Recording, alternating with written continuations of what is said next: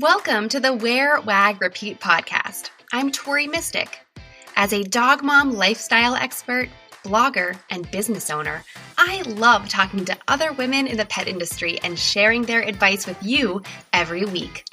Sit, stay, and listen to the latest episode.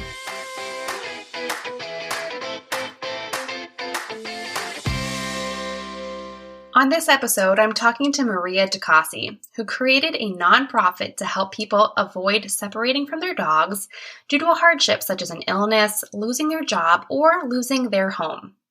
She got started a few years ago in a very grassroots way by asking around at her local dog park to see if her neighbors would want to help temporarily foster dogs to help pet parents in need. She got so much support right from the start.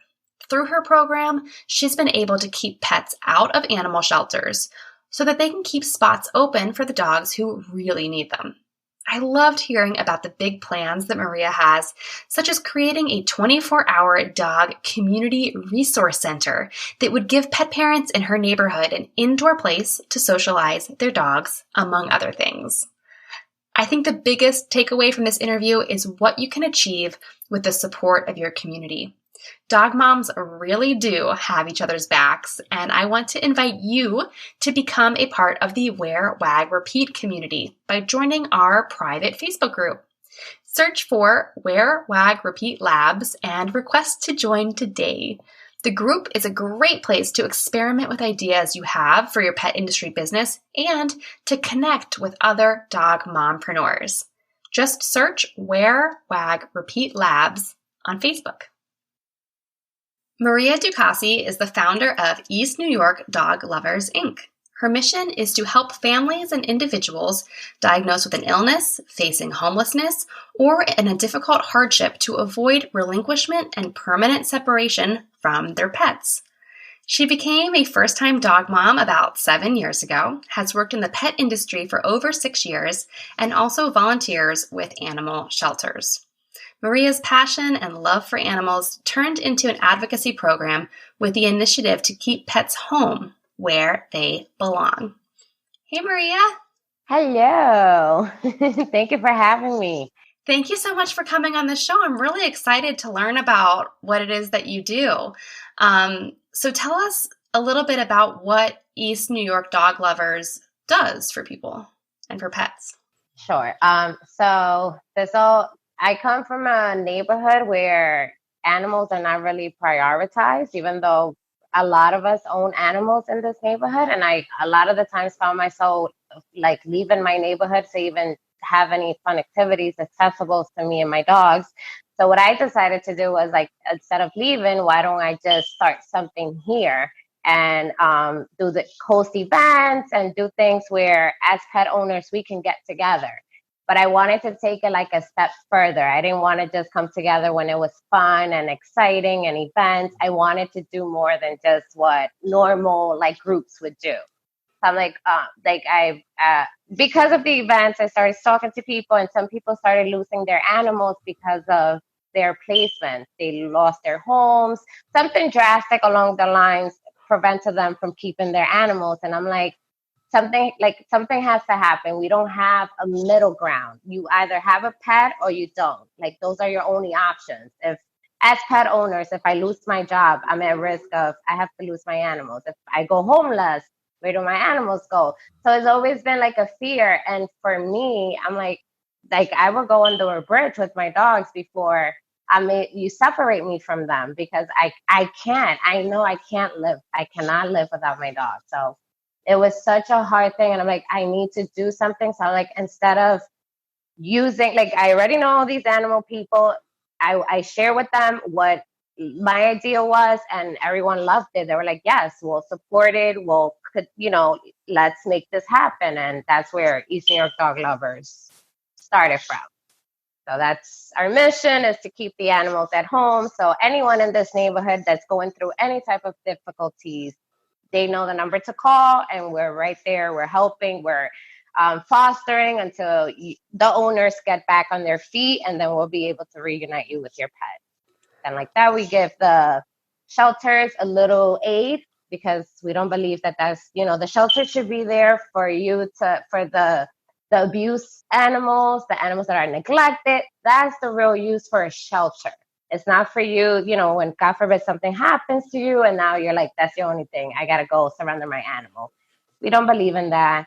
We're trying to make it worldwide, and we're starting here in the little piece in East New York, Brooklyn. So this is so amazing. What an inspiring thing to do. Are there any other organizations that do anything like this? there's an organization, it's Paws New York. What they do is they go to seniors' house, they help them walk their dogs and things that seniors would need, like if they can't walk well, so I consider it like a home health aid, but for dogs, for people with dogs. But it's like they address people that, like, not animals that are at risk of being surrendered.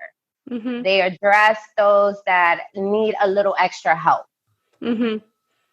And they don't serve everyone. So like you might help a young family with kids that has a dog, and they're facing some kind of a problem, or, you're not only working with seniors, you're working with all kinds of people, right? Right. I'm working with anyone with an animal, anyone that has a dog that we can assist. We have families that are opening up their home and they're like, yes, we'll keep the animals. We supply the food. We give you the vet care. We help the family that keeps the animal, whatever they may need at the time. We try to supply them as well, because this is free will. We're not paying anyone. This is volunteers and just dog lovers. This is what we are.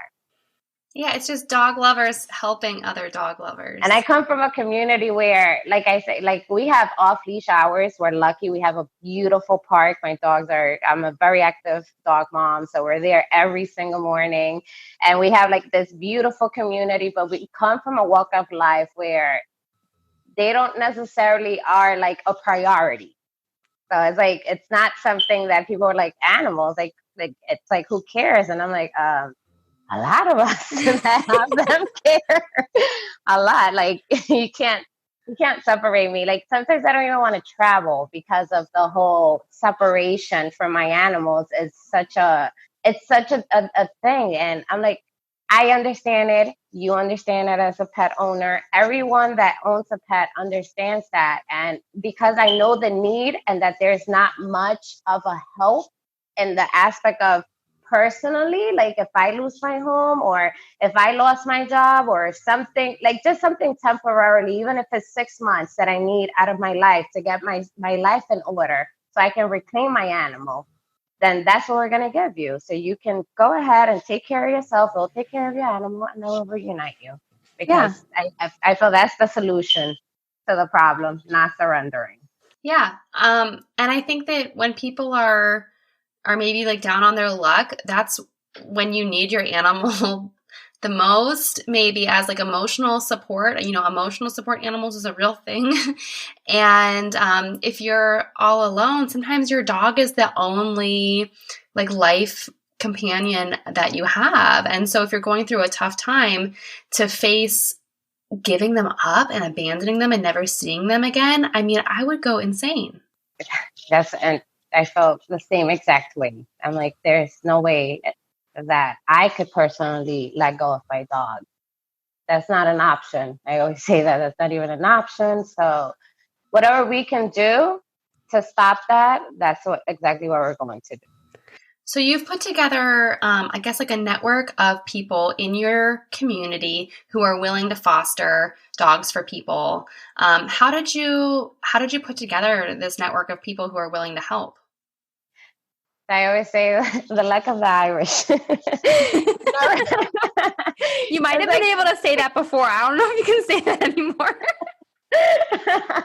That's true. But it's crazy. I remember just like going to a meeting. I've always been very, very passionate about specifically my animals. Extremely, extremely passionate. So I was always envious. Why do I have to leave my community to go enjoy anything with my dogs?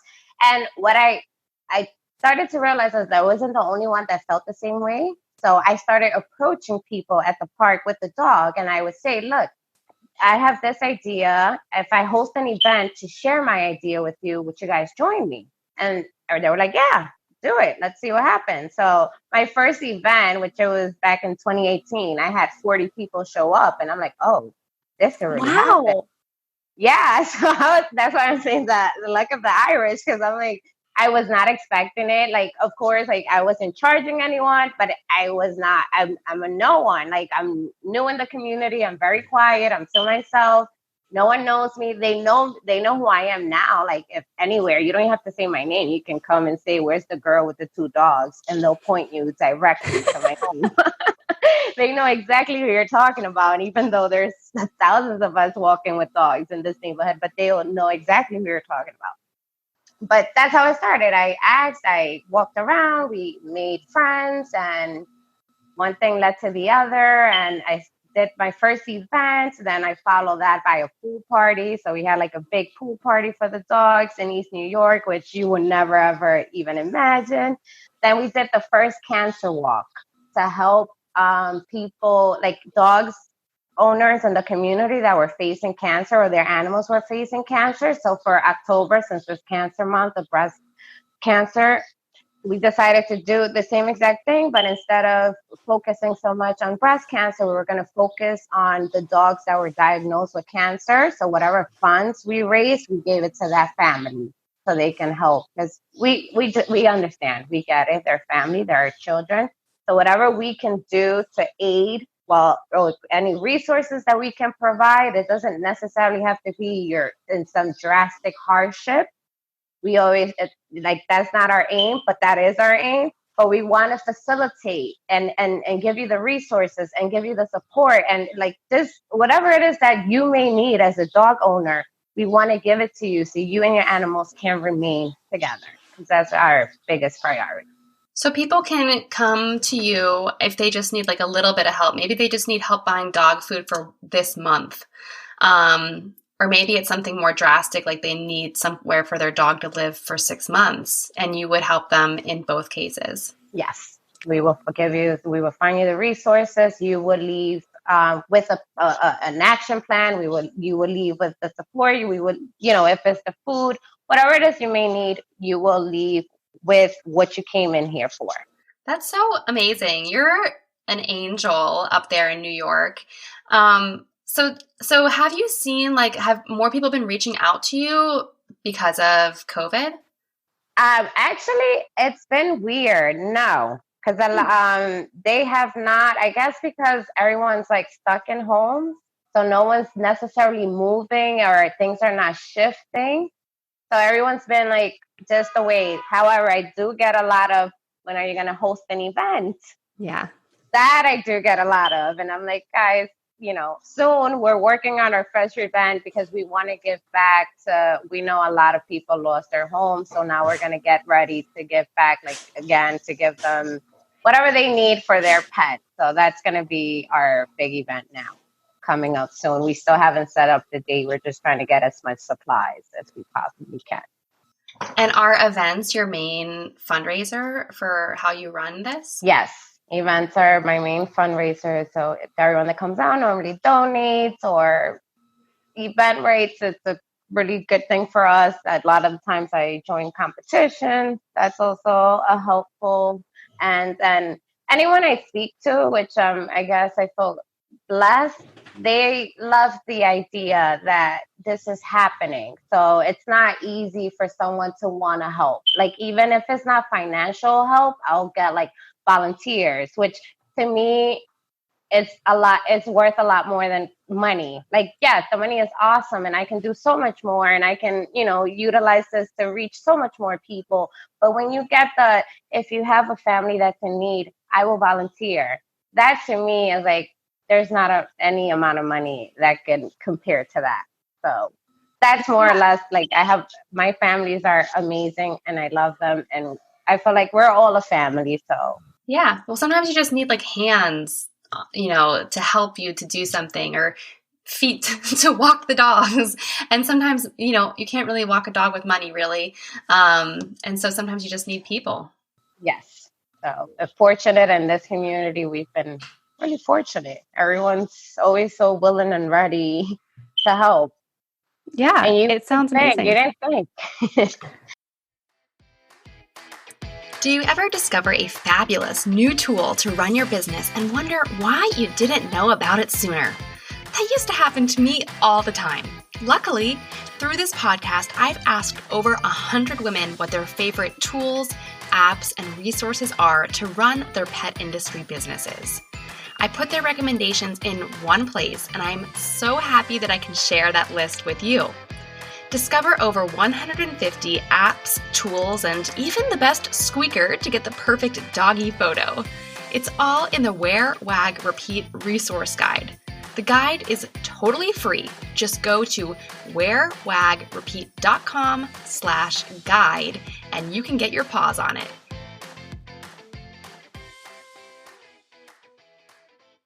Well, so after you've been working in the pet industry for years, what inspired you to start a nonprofit rather than maybe starting your own business or something instead?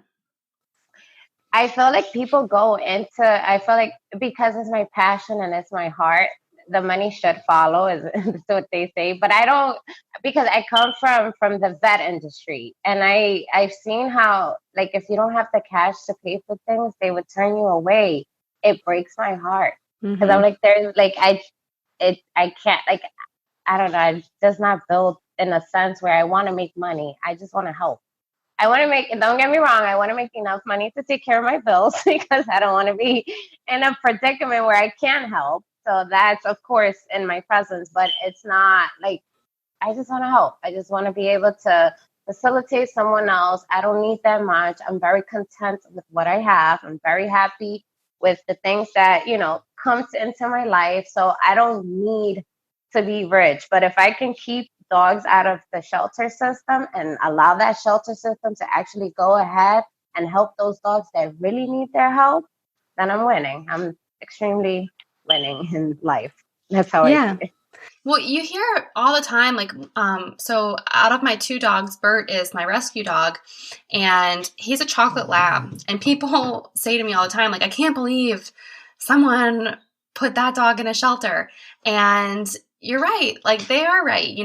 There are so many beautiful dogs, wonderful, sweet family dogs who end up homeless in the animal shelter, and it is taking resources away from the shelter who the shelter where I got him from. They would do amazing surgeries on dogs that had like a cleft palate. Dogs who were hit by a car and brought in, they'll do surgery to fix his leg. They do really like life-saving work, and having healthy family dogs in there is kind of taking the resources away from them. I never really thought of it that way.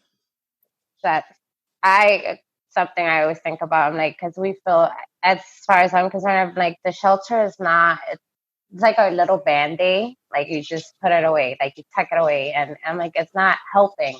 It's not helping on the dog's end. It's not helping on our end as the family members. So I'm like, something else has to be in play. And I'm going to push this so it's worldwide, because I don't believe that it should just be sitting on this little corner of Brooklyn. I think that we should have this in every place that people own dogs, because you don't know. You just never know. And we all go through hardships at one point in our life.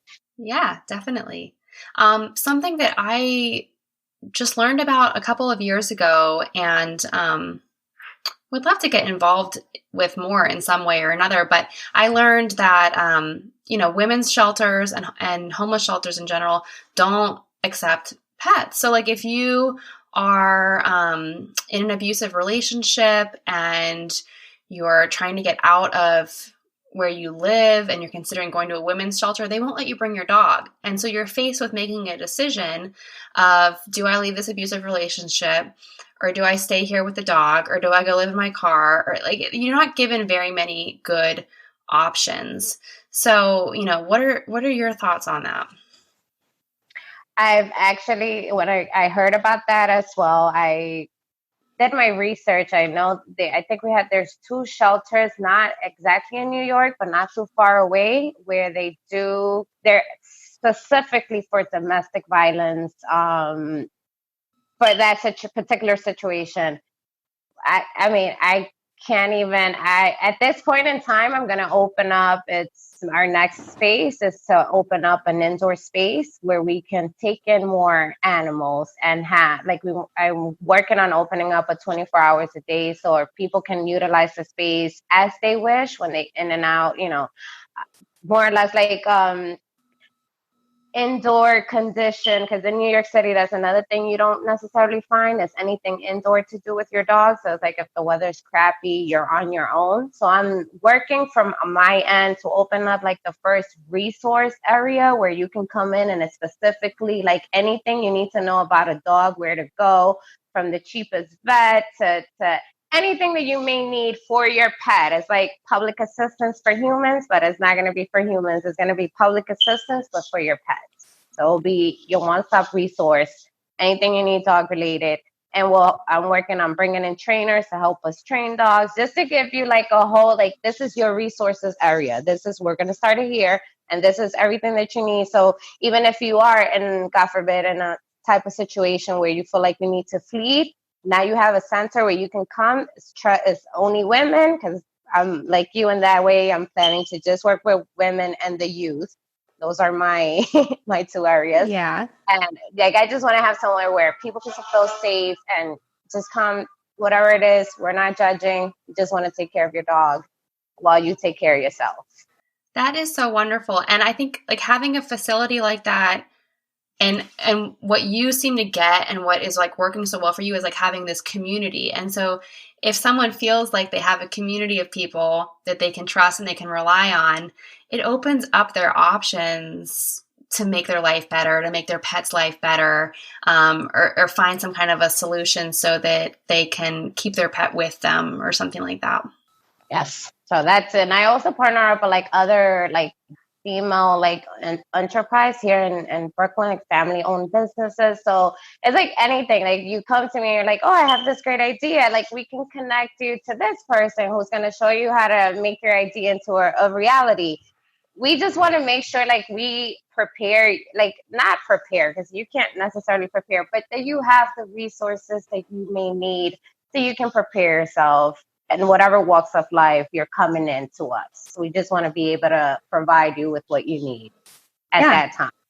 Well, and I love that you mentioned like training and behavior and that kind of stuff because, sometimes if someone can't afford to train their dog, because those classes can be very expensive, and their dog's not well behaved, it can just like make your life with your dog not as enjoyable, and it can make your dog's life not as enjoyable because they're always getting yelled at. So, if we can train our dogs, it kind of makes everything better for everyone. And then I always say, if we come from a pool where it's just like, you understand, it's not just your dog or this dog, because I'm like you. I have a rescue and I have the princess of the house who doesn't know what it is to go a day without food or not someone to love her. She has no idea what the hard life for a dog. Very privileged. But I always say that I'm like, we understand. I come from the pet industry. I've done the shelters. I volunteer. So I understand a pet's behavior. I understand that I don't scream. I don't get mad. I get annoyed sometimes, especially now quarantine. It's like, guys, I hide in the bathroom. I have to say sometimes I just go in high. Yeah.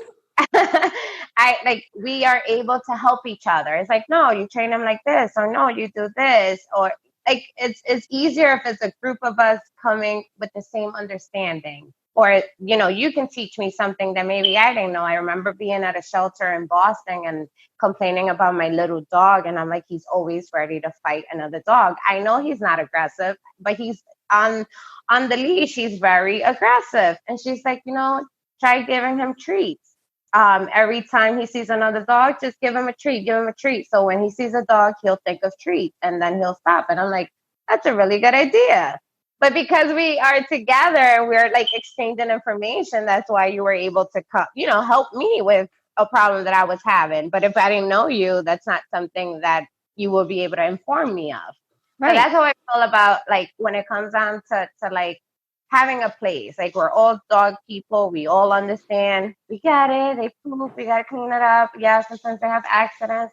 Yeah, sometimes they get a little scared. I just had a call not too long ago about the fireworks, because you know how they are here, and they're like, Maria, what are we gonna do? And I'm like, well, in Italy, I know that they have fireworks with no sound. So I've heard of those. Yeah.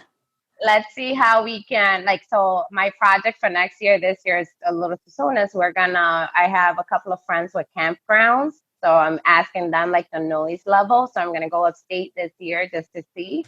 And then we're going to just, for next year, have our own little camping 4th of July trip where there will be no fireworks and you don't have to worry about your dogs being exposed to that, or, you know, us having to worry about them for things being crazy because they can't handle the noise. That is the nicest idea. How nice. That's our project for next year, but we're going to start working on it from now. Yeah, you can't really go on a group camping trip right now, but next year. But next year, yeah. I'm like, we're going to fix this. We're just going to leave for the weekend, and then. That's so nice. And then everyone's not like cowering in their bathroom, hiding from the fireworks in fear. Right. Yeah. Hopefully we'll get some fireworks from Italy. I'll tell you guys how that works. Yeah. I know what you're next year. Not only are you going to have a camping trip, but you're probably going to like petition the mayor of New York City to use different fireworks. Trust me. If not, everybody's like either that or she's going to run for office herself because these dogs. Or that. Yeah. For the dogs, there's a good possibility. I'm willing to change a lot of things. So, but yeah. I support you. I'm going to vote for you. I don't live in New York, but I'll mail in my ballot. Thank you. Well, Maria, it's been really great talking to you. I hope everyone who's listening is really inspired by what you do. I know that I am. Tell everyone where they can find East New York dog lovers online and how they can connect with you. So we are online. Our website's pretty easy. It's www.enydoglovers.com. Also, Facebook, you spell the whole thing out, East New York Dog Lovers. That's where I post most of all our events, what's coming up. If we need help with anything, that's pretty much where you will find that information. Will be specifically on our Facebook page.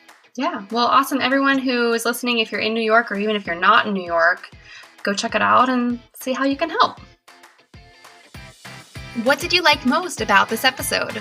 Find me on Instagram @TMystic and let me know what intrigued you or what questions you have about starting or growing your own dog-inspired business.